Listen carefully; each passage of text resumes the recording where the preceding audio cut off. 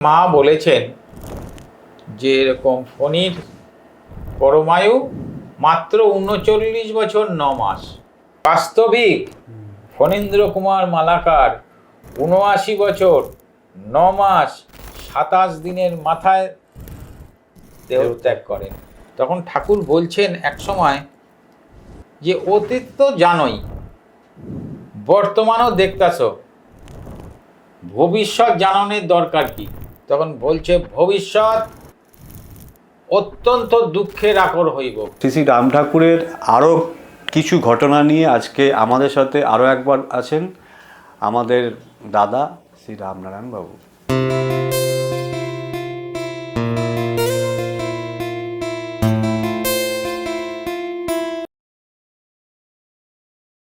ঠাকুর নানান কথা উপদেশ ছলে ওই চিঠির মারফত তো ভক্তদের উপদেশ দিয়েছেন।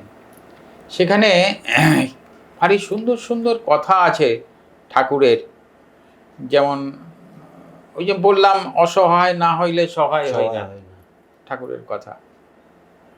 ঠাকুর আবার বলেছেন, আপনি যে কর্তা নন, ইহাই আপনার জানিবার বিষয়। আমি কর্তা না, কর্তা ওই যে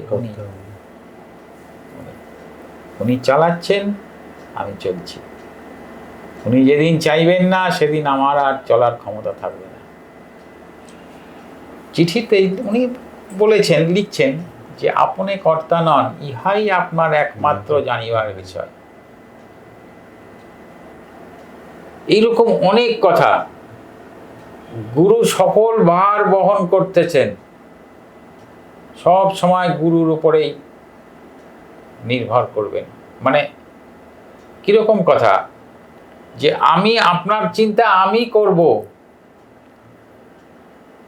আপনার চিন্তা আপনি করবেন না, আপনি করে কিছু করতেও পারবেন না। আপনি আমার চিন্তা করবেন, আমাকে ডাকবেন, আমার কথা ভাববেন। কি করে ভাববেন? ওই যে নাম পেয়েছেন, সেই নাম করবেন। ওইটাই রাস্তা, ওইটাই রাস্তা। নাম করেন, আমি আপনার সঙ্গে আছি। এরকম অসংখ্য কথা বলেছেন, অসংখ্য কথা বলেছেন। নাম করো, নাম করতে করতে গ্রহ বৈগুণ্য দোষ সহজ ভোগে কাটিয়া যায়। এই যে আমাদের বলে না যে গ্রহের দোষ, ভাগ্যের দোষ, অবশ্যই ভাগ্যে আমি যা নিয়ে এসছি, ভাগ্যং ফলতি সর্বত্র, ভাগ্য হবেই, যা ফল সব ফলবেই, এ কারোর উপায় নেই। কিন্তু যদি নাম করি, সব সময় নাম করি, গুরু প্রদত্ত নাম, তাহলে সেই যে ভোগ কিছুটা কমানো যায়। আচ্ছা, গ্রহ বৈগুণ্য দোষ সহজ ভোগে কাটানো যায়। হরির নাম করতে করতে অনেক রোগ সাইরা গেছে, এও দেখা যায়। এই ঠাকুরের বাণী।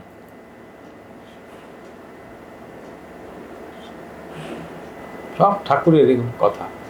যখন প্রারব্ধ যেভাবে যখন মানে আপনার থেকে তার ভোগ আদায় করবেন, সেভাবেই তাকে ভোগ দিতে হবে। এরকম অসংখ্য কথা ঠাকুর বলেছেন, আমাদের বলেছেন। অসংখ্য কথা, বেদবাণী ভারী সুন্দর, ভারী সুন্দর। এইরকমই এই যে ধরো, এই যে আমি এই যে রামভাই স্মরণে ফণীন্দ্র কুমার মালাকারের যে বই, এই যে বলি, এই সবই ওই সব জায়গাতেই ঠাকুর ওই একই কথা বলেছেন, আলাদা কোথাও কাউকে কিছু বলেননি। বারে বারে বলেছেন নাম করো, নাম করলেই তোমার ধাম খুলে যাবে।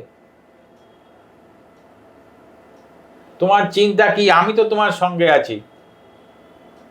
স্বয়ং সত্যনারায়ণের আশ্রয়ে তুমি, জমেও তোমারে ছুঁইতে পারবো না। ঠাকুর এই কথাও বলেছেন। আমি আসুম আপনারে নিতে, নিব কে? আমি আসুম নিতে। তার মানে কি, উনি সব অবস্থায় আমাদের সঙ্গে আছেন। আমাকে আমার শেষ দিন, শেষ সময় উনিই আসবেন আমাকে নিয়ে যেতে, অন্য কারোর অধিকার নেই। আমি তো ওনার আশ্রয়। তো বলি, এবার ফণীবাবুর গল্প বলি। ফণীন্দ্র কুমার মালাকার 1910 সালে জন্মগ্রহণ করেন। 1910 সালে। তো জন্মগ্রহণ করার পরে আমাদের যা হয়, বাবা মা একটু কিছুদিন পরেই তার ওই জন্মক্ষণ, দিন, সন, তারিখ, গণ এসব করে তার কুষ্টি বিচার করায়। তো একটা কুষ্টি তৈরি করায়, তার ভাগ্যফল কি আছে, বিশাল একটা তৈরি হয়। তো উনি বাবা মার কনিষ্ঠ পুত্র, আমার ছোট ছেলে। তো হওয়ার পরে তো বাড়িতে সবাই বড়রা আলোচনা করলো যে তাহলে তো একটা কুষ্টি বানাতে হবে। বেশ, তো একজন জ্যোতিষীকে ডাকা হলো। তো শুনি তো সমস্ত দিন, তারিখ, সময়, গণ সব বিচার করে করে ছক ঠক তৈরি করে তার পরমায়ু নির্ধারণ করলেন 39 বছর 9 মাস। উনি জীবিত থাকবেন ওই দিন অবধি ওনার আয়ু। এবং ফলাফল যা হলো সেই সমস্ত বড়দের সমর কাছে পড়ে পাঠ করে সবাইকে শুনিয়ে দিলেন। তো 39 বছর 9 মাস ফণীবাবুর মা, উনি খুব ভেঙে পড়লেন। উনি কাঁদতে কাঁদতে ওই ঘর থেকে বেরিয়ে ভিতরের বাড়িতে গিয়ে, ওনার ঘরে গিয়ে উনি কান্নাকাটি করছেন। তো জ্যোতিষীকে বিদায় দিয়ে ওনার পিতা ঠাকুর, পিতৃদেব, উনি গিয়ে মাকে অনেক সান্ত্বনা দিচ্ছেন যে তুমি এত কান্নাকাটি করছো কেন। কিন্তু মা তো, মার মন যে আমার সন্তান মাত্র 39 বছর 9 মাস জীবিত থাকবে, কি জানি হয়তো আমার সামনেই সে মরে যাবে।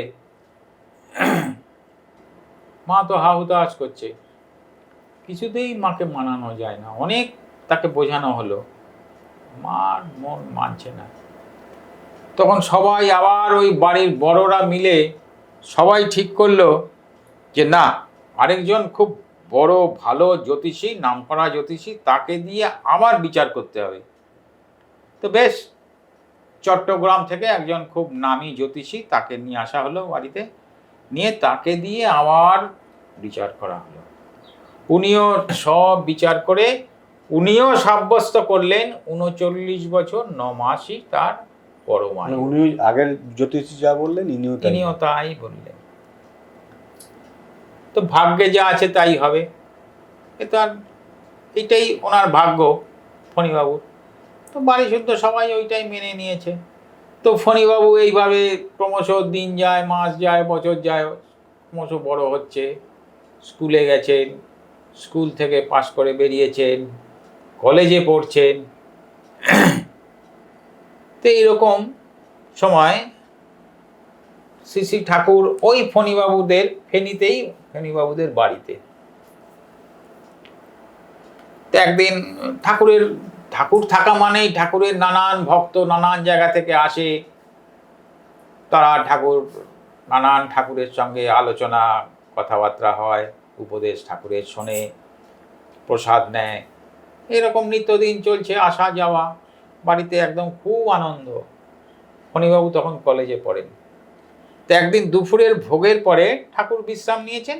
বিশ্রাম নিয়ে ওই 3:15 সময়, তো 3:30 সময় ঠাকুর আবার বসে ওই পাঠ করতেন, ভাগবত পাঠ করতেন বা গীতা পাঠ করতেন এরকম। তো ঠাকুর এরকম ঘরে আছেন, বাড়ির সবাই ঠাকুরের কাছে এসছেন, ঠাকুরের সঙ্গে কথা আলোচনা শুনবেন, উপদেশ শুনবেন। সবাই প্রণাম টনাম করে বসেছেন। করার পরে ফণীবাবুর মা বলছেন যে বাবা, আমার একটা আর্জি আছে, আপনি যদি অভয় দেন তাইলে আমি বলতে পারি। তো ঠাকুর মাথা নেড়েছেন, সম্মতি সূচক করেছেন যে হ্যাঁ বলেন। তখন মা বলেছেন যে এরকম ফণীর পরমায়ু মাত্র 39 বছর 9 মাস। আচ্ছা। দুজন বিশারদ তারা এই বিচার করে এই বিবেচনা করেছেন, ঠিক করেছেন, নির্ধারণ করেছেন। ঠাকুর শুনলেন, শোনার পরে কুষ্টি দুটো চেয়ে নিলেন। তো ফণীবাবুর বড়দা শচীনবাবু তাড়াতাড়ি কুষ্টি দুটো নিয়ে এসে ঠাকুরের কাছে দিয়েছেন। ঠাকুর দেখলেন, দেখে বললেন যে বিচারে সামান্য কিছু ঘাটতি আছে। বাস্তবে ওনারা যা নির্ধারণ করছেন ওনার পরমায়ু তার দ্বিগুণ।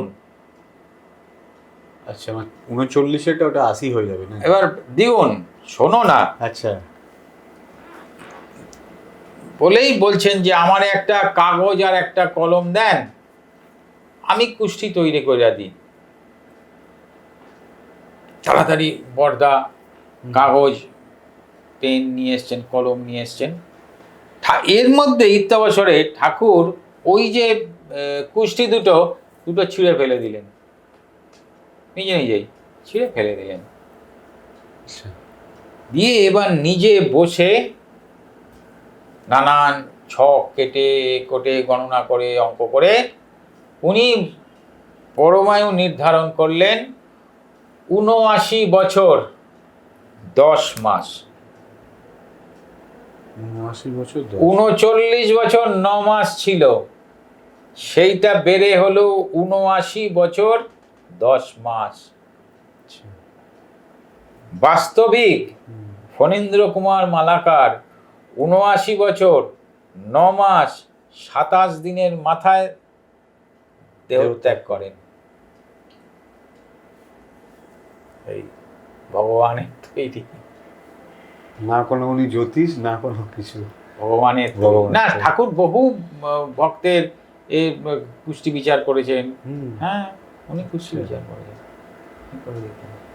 আরে ভগবান স্বয়ং সর্বজ্ঞ, ওনার কাছে কি আছে উনি তো সবই দেখে বলে দেবেন আমাদের। উনি তো নিজেকে লুকিয়ে রেখেছেন সারাটা জীবন, কেউ জানতে পারেনি, কেউ জানতে পারেনি। মানুষের ঘরে ঘরে থাকতেন সাধারণ মানুষের মতন, সাধারণ মানুষের মতন ঘরে ঘরে ঘরে ঘরে বিচরণ করেছে। ভগবানের তৈরি। দেখো ওনার ভাগ্য কোথায় ছিল, ভগবান কোথায় টেনে নিয়ে গেল। আমি একটা শুনেছিলাম, রাম মানে আমাদের যিনি গুরুদেব, ওনারা কি 2 ভাই? ওনার 2 ভাই না, ওনারা যমজ ভাই ছিলেন। রাম লক্ষণ। ওনার দাদা ছিলেন তো বড়দা মির্জা ছিলেন। আর ওনারা রাম লক্ষণ একসঙ্গে হয়েছিলেন। এই ঘটনাটা আমি একটুখানি শুনেছি। এবং ওনার যে ছোট ভাই, যে লক্ষণ, যে ভাই লক্ষণ, সেও বড় সাধক ছিলেন। আচ্ছা, বড় সাধক ছিলেন। এবং উনি ওই গাছ গাছালি জড়ি বুটি দিয়ে খুব ভালো ওষুধ দিতেন সবাইকে। আচ্ছা আচ্ছা, ভয়ঙ্কর ভালো ওষুধ দিতেন। তো দেখো যেটা আলোচনা, যে ভগবান তার ভক্তর আয়ু কোথায় নিয়ে গেলেন। যারা জ্যোতিষী কুষ্টি বিচার করে বলল ৩৯ বছর ৯ মাস, সেইটাকে উনি করে দিলেন ৭৯ বছর ১০ মাস। এবং ৩ দিন কম, ওই দিনই উনি মারা গেলেন, দেহ রাখলেন। ভক্তের ভগবান তো ঠিক। উনি তো জানেন যে ওনাকে নিয়ে কি লীলা করবেন। এই ফণীবাবুর আরেকটা ঘটনা বলি। ফণীবাবুর বাড়িতে, ওই বিনোনিয়া বাড়িতে ঠাকুর আছেন। তো ফণীবাবুর মানে মানে এরকম ছিল স্বভাব, যে যেটা মাথার মধ্যে ঢুকতো সেটা যতক্ষণ না শেষ হবে উনি ছাড়বেন না কাজ। ওই যে কোনো জিনিস, আচ্ছা, যেটা ওনার মাথায় ঢুকে গেল ওটা শেষ উনি দেখে ছাড়বেন। আচ্ছা। তো একদিন নানান কাজে ঠাকুরের 3 বেলার ভোগ রাগ, ঠাকুরের সেবা চলছে, সব চলছে ঠিক। একদিন হঠাৎ ওনার মনের মধ্যে এলো, আমার ভবিষ্যৎ কি এবং আমি কিভাবে মারা যাব। এই তোলপাড় আরম্ভ হয়েছে মনের মধ্যে। কি করে জানা যাবে, আমি তো জানতে পারছি না। আমার ভবিষ্যৎ কালকে কি আছে, পরশু কি আছে, আমি তো জানি না। কি করে জানা যাবে? কি করে জানা যাবে? খুব মনের মধ্যে সব কাজ করে, কিন্তু সারাক্ষণ মনের মধ্যে ওইটাই তার ঘুরপাক খাচ্ছে। ভাবতে ভাবতে ভাবতে ভাবতে না আর ভাবতে পারছি না, সব তালগোল পাকিয়ে যাচ্ছে। তাহলে কি করা যায়? হঠাৎ মনে হলো যে ঠাকুর তো বাড়িতেই আছেন, সর্বজ্ঞ, আমার ভূত ভবিষ্যৎ সবই তো ওনার জানা, তো ঠাকুরকে জিজ্ঞেস করে নিতে হয়। কিন্তু আমি ঠাকুর কাছে যাব, জিজ্ঞেস করব কি করে? এই যে একটা সাহস মনে, যে ঠাকুরকে গিয়ে ঠাকুরকে জিজ্ঞেস করবো যে ঠাকুর বলো তো আমি কয়দিন বাঁচবো, আমার ভবিষ্যতে কি হবে, এই সাহসটা উনি মনের মধ্যে আনতে পারছেন না, ভিতরে জোগাড় করতে পারছেন না, তো যেতেও পারছেন না। করতে করতে একদিন হঠাৎ করে সাব্যস্ত করলেন, আচ্ছা একটা চিরকুট লিখে ঠাকুরের কাছে পাঠাবো। তাহলে আমি গেলাম না, একটা চিরকুট, কিন্তু চিরকুটটা কাকে দিয়ে দেওয়া যাবে? তো ভালো হয়েছে, আজকে ভাগনা সুধীর বাড়িতে আছে, সুধীরকে ডেকেছে, সুধীরকে খুব ভালো করে বুঝিয়েছে। তো সুধীর খুব মানে বিপদে পড়ে খুব মানে আতঙ্কগ্রস্ত হয়ে গেল। তো তাকে অনেক করে বুঝিয়ে ওই চিরকুট লিখে সুধীরকে দিয়ে ঠাকুরের কাছে পাঠিয়েছেন। সুধীর নিয়ে গেছে, ঠাকুর চিরকুটটা দেখে এক ঝলক দেখে ভালো করে ভাঁজ করে যত্ন করে বালিশের তলায় রেখে দিলেন। আচ্ছা। ফণীবাবু বাইরে থেকে দরজার ফাঁক থেকে লক্ষ্য করছেন যে কি করে। সুধীর দিয়ে চলে গেছে।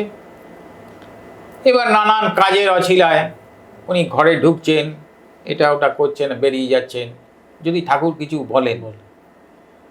ঠাকুর কিছুই বললেন না। সন্ধ্যার ভোগ হয়ে গেল, রাত্রের ঠাকুরকে শয়নও দিয়ে দিলাম, ঠাকুর কোনো ওই নিয়ে কোনো কথাও বললেন না। পরের দিন যথারীতি সকাল হলো, সকাল দুপুর সন্ধ্যা, পরের দিনও রাত্রে শয়ন হয়ে গেল, ঠাকুর কিছুই বললেন না। তৃতীয় দিন সকালে ঠাকুরের কাজ, সেবার কাজ হয়ে গেছে, দুপুরে ঠাকুরের ভোগ হয়ে গেছে, দিয়েছেন। দিয়ে ভোগ হয়ে যাওয়ার পরে তখন আর নিজেকে চেপে রাখতে পারেননি, তখন ঠাকুরকে বলেই ফেলেছেন। আচ্ছা। ঠাকুর শুনলেন, শুনে চুপ করে আছেন। এই যে চুপ করে গেছেন, তাতে ওনার আরো আতঙ্কগ্রস্ত হয়ে আরো জেদাজেদি শুরু করে দিলেন। তখন ঠাকুর বলছেন এক সময় যে অতীত তো জানোই, বর্তমানও দেখতাছ, ভবিষ্যৎ জানানোর দরকার কি? যাই না কি বা হইব। কিন্তু উনি নাছোড় বান্দা। ওই যে বললাম, ওনার স্বভাব যেটা মাথায় ঢুকবে সেটার শেষ না জানা অবধি উনি ছাড়বেন না।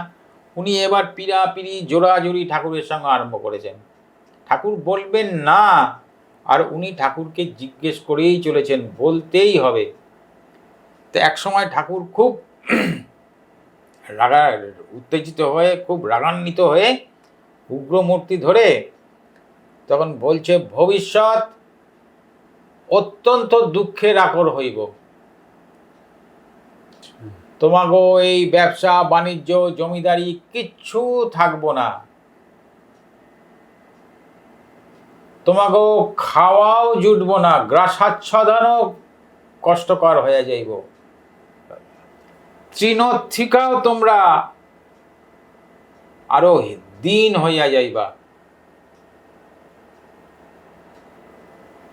আর যখন এই বলছেন এই ঘটনা, তখন ওনাদের ফেনীতে বিলোনিয়াতে বিরাট জমিদারি, ব্যবসা, বিশাল আকার ব্যবসা, কন্ট্রাক্টরি ব্যবসা, হ্যাঁ, ঠিকাদারি ব্যবসা, কারখানা ইত্যাদি নানান রমরমা ব্যবসা। তখন অবস্থা ওনাদের ভয়ঙ্কর রমরমা ব্যবস্থা ওই সময় আর তখন ঠাকুর এই কথা বলছে যে তোমাগো কিচ্ছু থাকবো না,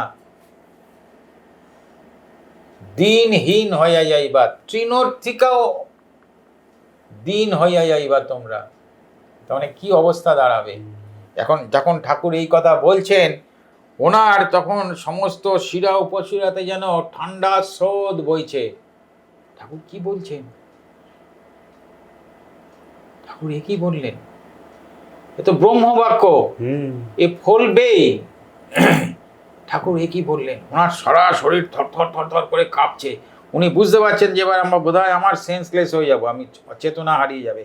উনি তাড়াতাড়ি ঠাকুরকে একটা প্রণাম করে ঘর থেকে বেরিয়ে গেছেন। বেরিয়ে গিয়ে এবার কাউকে তো বলতে পারছেন না ওনার যে জেদাজেদির কি ফল হলো। হ্যাঁ, এ তো কাউকে বলতে পারছেন না যে তার যে এই এত জিদের যে পরিসমাপ্তি এত করুণ, এটা তো আর তাও কাউকে কার কাছে প্রকাশ করা যাচ্ছে না। উনি কিছুতেই থাকতে পারছেন না, কিছুতেই থাকতে পারছেন না। করতে করতে করতে করতে যে কি করা, তাহলে কি করা, বাইরে বেরিয়ে গেল, স্নান টান করলো, খাওয়া দাওয়া করলো, বাইরে ঘোরাঘুরি করলো মনটাকে চেঞ্জ করার জন্য। সন্ধ্যাবেলা ঠাকুরের কাছে এসে ঠাকুরের ধূপ ধুনা দিয়ে ঠাকুরের আরতি করলো, ঠাকুরের ভোগ দিল। রাত্রিবেলা শয়ন দিয়ে ঠাকুরকে নিজের ঘরে গিয়ে শুয়ে পড়লো। পরের দিন ঠাকুরের ভোগ ঠোক সমস্ত হয়ে গেছে। ঠাকুর কোনো কথা বলছেন না ওই নিয়ে। আর বাড়িতে ঠাকুরের নানান জায়গা থেকে ভক্তরা সমস্ত আসে ঠাকুরের সাথে দেখা করতে, ঠাকুরের কথা উপদেশ শুনতে। তো এইরকম তৃতীয় দিন সম্ভবত উনি ঠাকুরের ওই ভোগ দিয়ে ঠাকুর ঘরে বসে আছেন।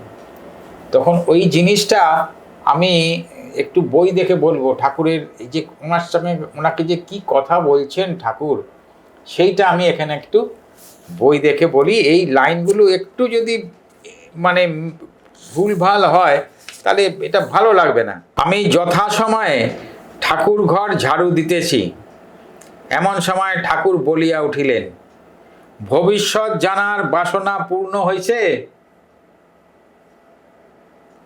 আমি ফ্যাল ফ্যাল করিয়া ঠাকুরের মুখের দিকে তাকাইয়া রহিলাম, কিছুই বলিতে পারিলাম না। ঠাকুর বলিয়া চলিলেন, এইটা শুনতে হবে, সবই ভবিতব্য। জীব সকল ভাগ্যের দাস, ভাগ্যের লেখা খণ্ডন করার সাধ্য কাহারও নাই। কালচক্রে পইরা রামচন্দ্র বনবাসী হয়েছিলেন। শশাগড়া পৃথিবীর মালিক মহারাজ হরিশ্চন্দ্র কালচক্রে পইরা রাজ্যপাট, স্ত্রী, পুত্র সর্বস্ব হারাইয়া শ্মশানে ডোমের কাজ করছিলেন। ভোগ শেষ হইলে স্বয়ং ভগবান আইসা উদ্ধার কইরা নিয়া গেছেন। সেই রকম কালচক্রে পইরা যা কিছু আছে তার কিছুই থাকবো না, সব শেষ হইয়া যাইব। যখন গুরু শুভ হইব আবার সব ফিরাইব। ভয় কি? আমি তো আছি, সঙ্গে কইরা নিয়া যাব। কি বলছেন যে তোমার ভাগ্যে, ওই যে ভাগ্যং ফলতি সর্বত্র, ভাগ্যে যা আছে তাই হবে। রামচন্দ্রও তো বনবাসে গিয়েছিলেন, হরিশ্চন্দ্র উনি ডোমের কাজ করেছিলেন, বেনারসে হরিশ্চন্দ্র ঘাট ডোমের কাজ করেছিলেন। তো তোমার ভাগ্যে যেটা আছে তোমাদের কিচ্ছু থাকবে না, কিন্তু যখন গুরু আবার সহায় হবে তখন সব ফেরত আসবে। আমি বাক্য রহিত হইয়া ঠাকুরের চরণে পড়িয়া হু হু করিয়া কাঁদিয়া উঠিলাম। ব্রহ্মবাক্য মিথ্যা হবার নয়। কালচক্রে পড়িয়া আমরা ব্যবসা বাণিজ্য, কল কারখানা, জায়গা জমি সকল হারাইয়া একেবারে দিন দরিদ্র হইয়া গেলাম। দিনান্তে খুদকুড়া খাইয়া পরিবার পরিজন লইয়া কোনো ক্রমে দিনাতিপাত করিতাম। সুদীর্ঘ 12 বৎসর আমাদের এই কালচক্র যোগ অতিবাহিত হইয়াছিল। 2 বেলা ঠাকুরকে ভোগ রাগ দেওয়ার মতো ক্ষমতাও আমাদের ছিল না। সেই কালচক্র সমাপনান্তে ধীরে ধীরে আবার স্বাভাবিক অবস্থা প্রাপ্ত হইতে শুরু করিল। তো ঠাকুর কত রকম ভাবে আমাদেরকে উপদেশ দিয়েছেন, আমাদের সান্ত্বনা দিয়েছেন, আমাদের বুঝিয়েছেন। এই ঠাকুর।